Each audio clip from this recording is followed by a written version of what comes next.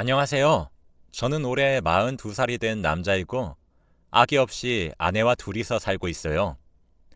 사실 저희는 예전에 이혼을 할 뻔했는데 그 이유가 장모님 때문이어서 이렇게 말씀드리려고 해요.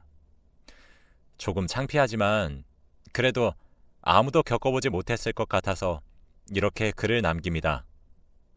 저는 장가를 조금 늦게 갔어요. 38살에 갔는데 저는 그때 여자친구가 있었고 직장도 괜찮았는데 주위에서는 왜 이 나이가 되도록 결혼을 안 하냐고 뭐라고 하곤 했죠. 저는 딱히 결혼을 하고 싶다는 생각을 하지 않았고 결혼을 하면 책임감을 가져야 하는 게 부담스러웠거든요. 그래도 저는 여자친구와 10년 동안 연애를 해서 이 사람만큼 잘 맞는 사람도 없었고 이 사람 아니면 다른 여자랑도 결혼을 하지 않을 거라는 생각을 가지고 있었어요. 여자친구는 32살인데 저는 그녀를 너무 사랑했고 10년이 지나도 애정이 식지 않았어요. 여자친구도 30살이 넘어가니까 주위에서 결혼을 부추기는지 그날따라 결혼에 대해 진지하게 말을 하더군요. 오빠, 결혼에 대해서 어떻게 생각해? 결혼은 언제쯤 하고 싶어? 라며 저와 결혼을 하고 싶은지 계속 눈치를 주곤 했죠. 여자친구랑 결혼은 하고 싶지만 제가 책임져야 할 사람의 수가 늘어나고 한 집안의 가장이 된다는 게 너무 걱정이 돼서 솔직히 나는 결혼은 너무 하고 싶은데 사실 아직 잘 모르겠어. 가장이 되는 게 너무 무섭고 두려워. 아내를 내가 지켜야 한다는 게 걱정되네. 여자친구는 제 말을 듣고 한동안 말이 없었고, 원래 가족은 서로를 지켜주는 거야. 오빠 혼자서 마음의 짐을 짊어지려고 하지 마. 오빠, 나랑 결혼해 줄래? 라고 청혼을 하더라고요. 저는 갑작스러운 여자친구의 청혼에 무척 놀랐고, 저를 위해 따뜻한 말을 해준 그녀가 고마웠어요. 너 나랑 결혼해도 후회 없겠어? 당연하지. 내가 10년 동안 봐온 남잔데. 그리고 오빠 아니면 내가 누구랑 결혼해? 여자친구의 확실한 말에 저희는 미래를 함께하기로 약속했습니다. 결혼을 하기 전에 양가 부모님께 인사를 드리러 각자의 집에 방문하게 되었어요. 저희가 사귄 지 10년이 됐다 보니 이미 양가에서는 저희가 결혼을 하게 될 걸 알고 계셨나 봐요. 그래서 저희 집은 무난하게 허락을 받았죠. 여자친구의 집에 방문하는 날이 되었는데 저는 자주 놀러 가던 여자친구 집이지만 왠지 그날따라 굉장히 긴장이 되면서 손이 떨리더라고요. 여자친구는 저의 손을 잡아주며 오빠, 너무 긴장하지 마. 엄마가 너무 좋아하실 거야. 라고 하고 저는 여자친구의 집으로 들어갔습니다. 여자친구의 부모님은 어릴 적에 이혼을 하셔서 여자친구와 어머니 둘이서 살아요. 그래서 혼자 계시는 어머니가 저를 맘껏 반겨주시면서 아휴, 창서방 아니야? 왜 이렇게 바리바리 싸들고 왔어? 라며 결혼도 아직 안 한 저보고 장서방이라 부르시며 웃으며 반겨주신 덕분에 편안한 식사 자리가 될 수 있었습니다. 어머니는 제가 사이가 되는 게 좋으신지 밥을 한 숟갈 뜰 때마다 숟가락에 반찬을 가득 올려주셨고 장서방 천천히 먹어 체할라 라고 하시고 저를 빤히 쳐다보셨죠. 처음에는 저를 좋아하셔서 반가운 마음에 그러신가 보다 했지만 점점 어머니의 눈길이 부담스러워졌고 저는 웃음기가 점점 사라지며 눈을 피하게 되었죠. 아, 괜찮아요. 어머니, 제가 스스로 먹을게요. 라며 돌려서 거절해도 어머니는 듣기 거북한 말도 서슴지 않고 하셨습니다. 저와 여자친구는 당황을 하고 엄마, 왜 그런 말을 해? 오빠, 못 들은 척해. 엄마가 워낙 유별나잖아. 라고 해서 저는 웃어 넘겼지만 그래도 조금 탐탁지 않았어요. 그렇게 겨우 밥을 다 먹고 자리를 뜨려고 했지만 장서방, 오늘 자고 가지? 라며 제 팔목을 잡으면서 말씀하셨죠. 아니요. 다음에 결혼하면 자고 갈게요, 어머니. 그래, 엄마. 아직 너무 일러. 결혼하고 자주 놀러 올게. 예, 너는 놀러 안 와도 돼. 우리 장서방만 오면 돼. 라고 장난스럽게 말씀하셨는데 여자친구의 표정은 딱히 좋지 않았습니다. 그렇게 여자친구의 집에서 탈출하다시피 나왔고 얼마 후 저희는 결혼식을 올렸죠. 정말 행복의 연속이었고 드디어 저만의 가정이 생긴다는 사실에 감격스러웠습니다. 저희는 신혼집에서 아무의 눈치도 받지 않고 행복하게 살고 싶었지만 장모님께서 신혼집 비밀번호를 알려달라고 하시며 연락도 없이 자주 저희 집에 오셔서 살림살이에 관여를 하셨어요. 처음에는 반찬도 주시고 청소도 해주셔서 감사했지만 점점 시간이 갈수록 한창 뜨거울 신혼에 장모님이 끼시니까 조금 불편한 감도 많이 있었죠. 아내도 그걸 느끼는지 언질을 하기 시작했죠. 엄마, 이제 그만 와도 돼. 우리끼리 알아서 잘 해먹어. 에이, 어린애들이 뭘 해먹는다고. 엄마가 해준 밥이 제일 맛있는 거야. 장서방, 그렇지? 아, 예. 그렇게 거의 한 달에 10번은 저희 집에 마음대로 오셔서 저희 사이에 끼셨고 보다 못한 아내가 비밀번호를 바꿔버렸어요. 그런데 장모님은 저에게 개인적으로 연락하셔서 비밀번호를 알려달라고 하셨기에 저는 찍소리도 못하고 알려드릴 수밖에 없었죠.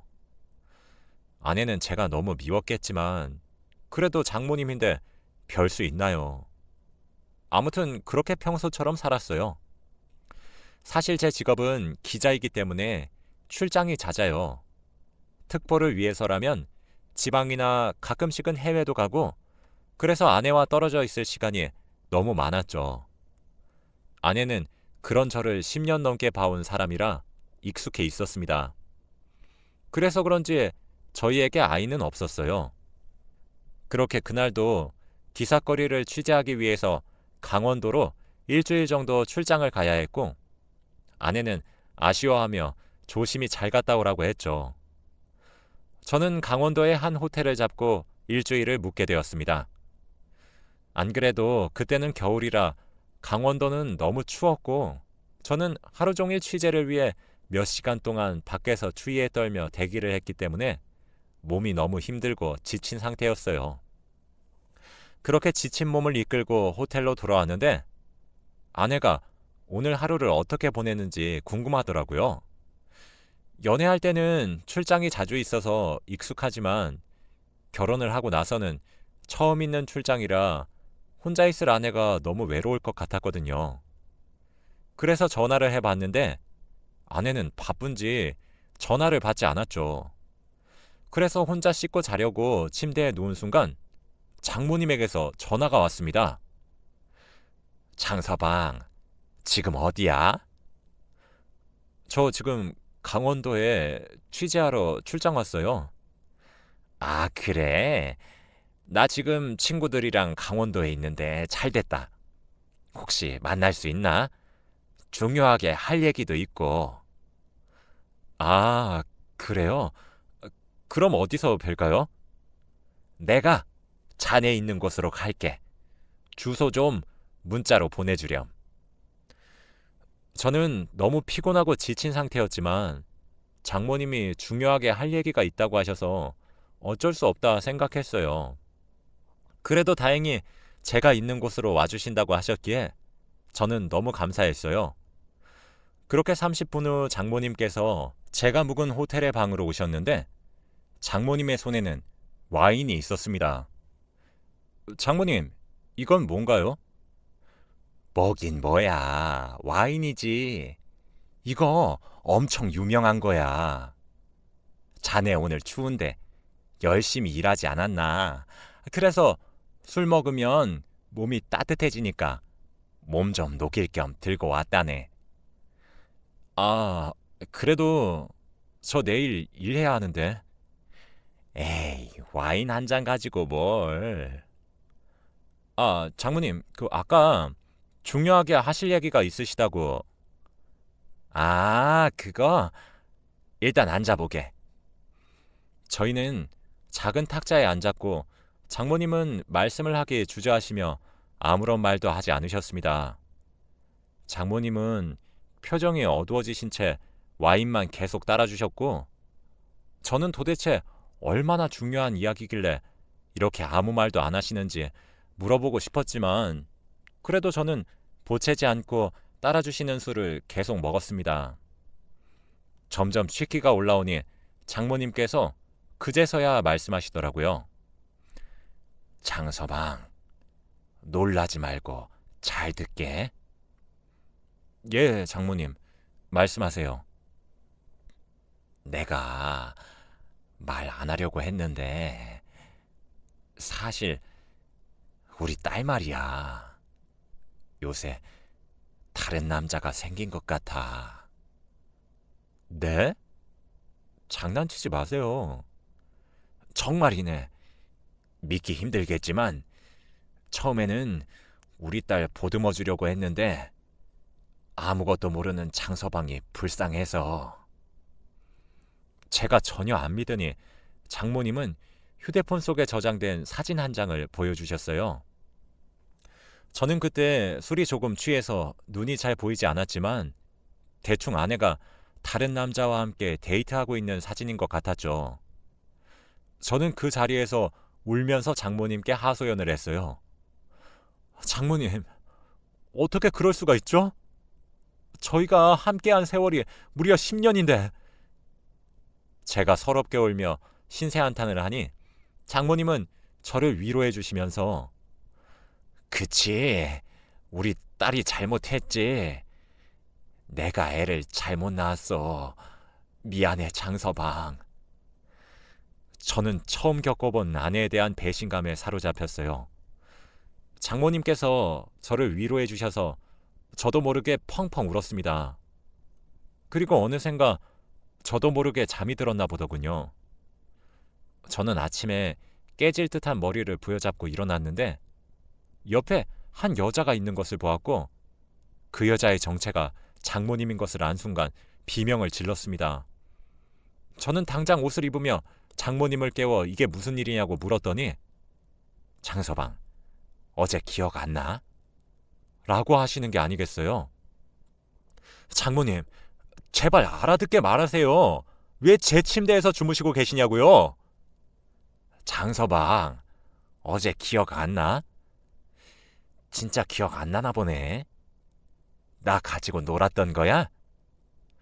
저는 장모님이 보여주신 사진을 보며 펑펑 울었던 기억까지만 있었고 더 이상의 기억은 없었기 때문에 장모님의 말을 도저히 믿을 수 없었죠. 장모님, 저는 기억이 나지 않아요. 제발 진실을 말해주세요. 자네 정말 실망이네. 자네 옆에서 밤새도록 위로해준 사람을 이렇게 몰라봐도 되는 건가? 저는 아내에게 어떻게 말을 해야 할지 너무 무서웠어요. 자신의 엄마와 남편이 그런 짓을 했다는 게 얼마나 충격이 크겠어요. 저는 장모님을 내쫓고 혼자 방에 남아 어젯밤의 일을 곰곰이 생각을 해보았지만 아무리 기억을 하려 해도 생각나지 않았고 아내에게 도대체 어떻게 말을 해야 할지 고민이 되었죠. 하지만 결론은 아내도 저 말고 다른 남자와 바람을 피우는 마당에 나는 더 크게 복수를 해줬다고 생각을 하기로 마음을 먹었고 저는 일도 열심히 하면서 지냈죠. 장모님은 그날 바로 집으로 내려가신 모양인 것 같더군요. 저는 일주일 후 신혼집으로 갔는데 그곳에는 장모님이 계시는 게 아니겠어요. 아내는 일하러 갔는지 그 남자를 만나러 갔는지 모르겠지만 저는 그날 이후로 처음 뵙는 장모님의 모습에 너무 어색했고 어떤 말을 해야 할지 고민하고 있을 찰나에 장모님이 먼저 장서방, 잘 갔다 왔나? 라고 평소처럼 저에게 인사를 해주셨습니다. 저도 네라고 한 뒤 저희 사이에는 정적이 흘렀죠. 장서방, 그날 일은... 장모님, 저희 그냥 없던 일로 해요. 전 사실 기억도 안 나고 못 믿겠어요. 그냥 아내한테는 말하지 말고 저희끼리 평생 무덤까지 가져가요. 어떻게 있던 일을 없던 일로 할 수 있겠나? 난 아직도 그날의 일이 생생한데.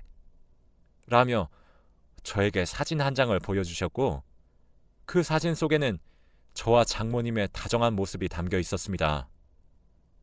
장모님이 사진을 찍으셨더군요. 장모님, 이건 대체 언제? 자네가 이렇게 말 돌릴까봐 내가 증거를 남겨놨지. 이제 아무 말도 못하겠지?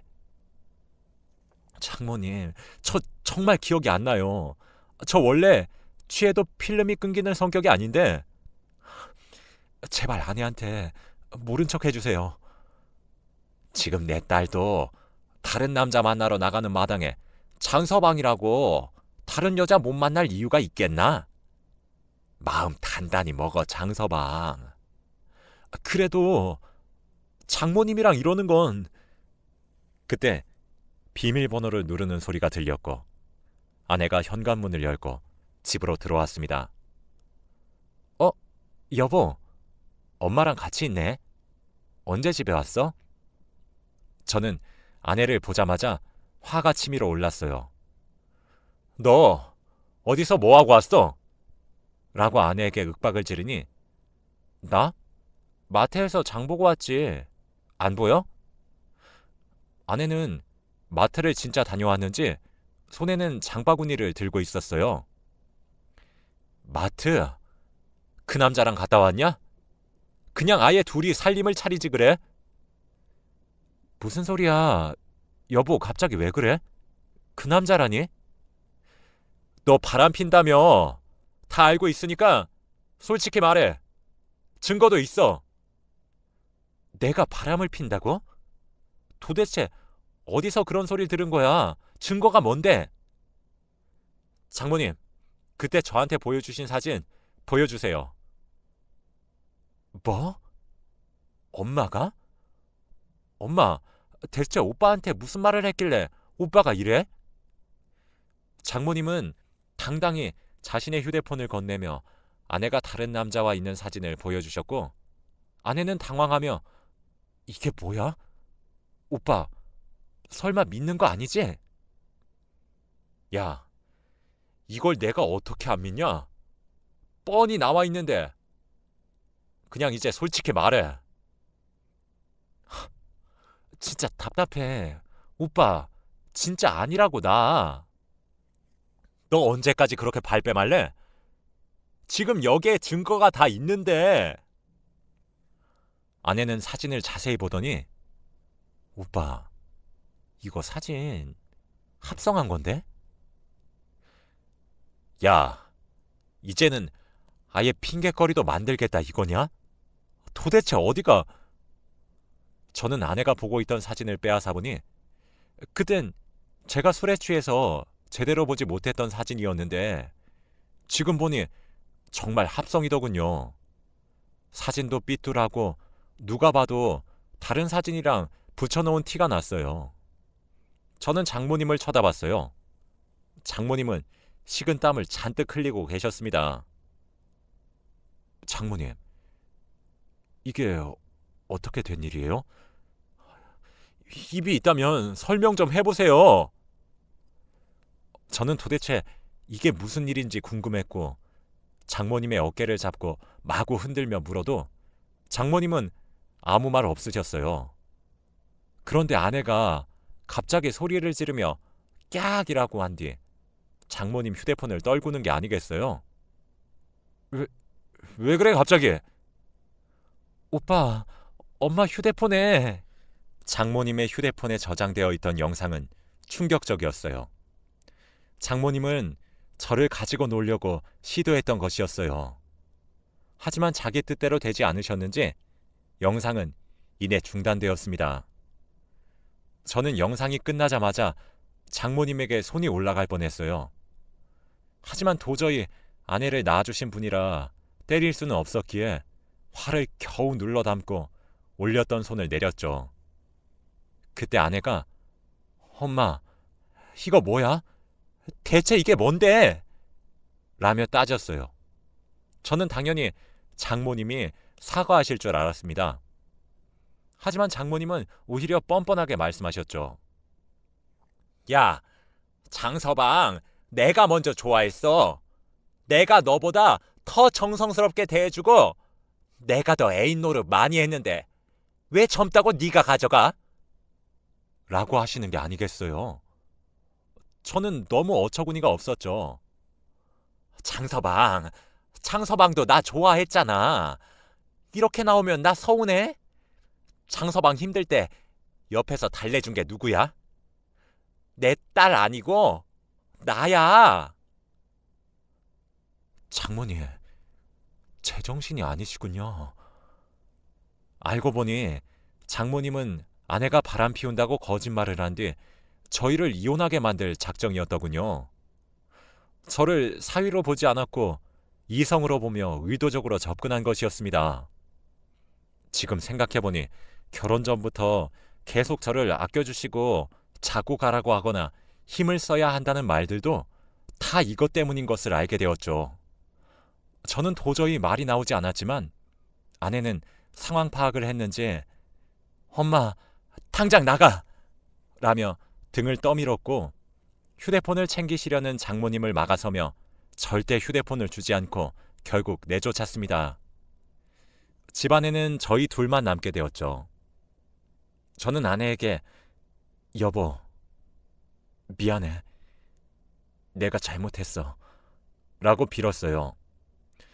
당신이 뭘 잘못했어. 그냥 엄마 손에 놀아난 거야. 라며 아내는 다행히 제 편을 들어주며 저를 이해해 주었어요. 여보, 나 엄마 고소할 거야. 엄마 휴대폰도 나한테 있으니 증거도 있겠다. 고소할래. 아내의 선택은 너무 확고했고 저는 순순히 아내의 의견을 따르기로 결정했습니다.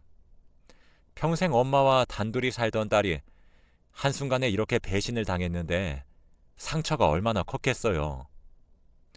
그렇게 아내는 고소를 진행했는데 고소 진행 과정에서 뵌 장모님은 끝까지 저보고 우리 딸이 힘들게 하면 나한테 와 라고 말을 하셨습니다. 제 개인적인 생각이지만 장모님은 아마 정신이 온전치 않으신 것 같아요. 지금은 저와 아내는 이제 장모님과 엄마가 없다는 셈치고 살고 있어요. 몇 년이 지난 지금은 행복하게 살려고 합니다. 아기는 없지만 그래도 둘이서 장모님 때문에 못했던 신혼생활을 즐기는 중이에요. 제 사연 들어주셔서 감사합니다.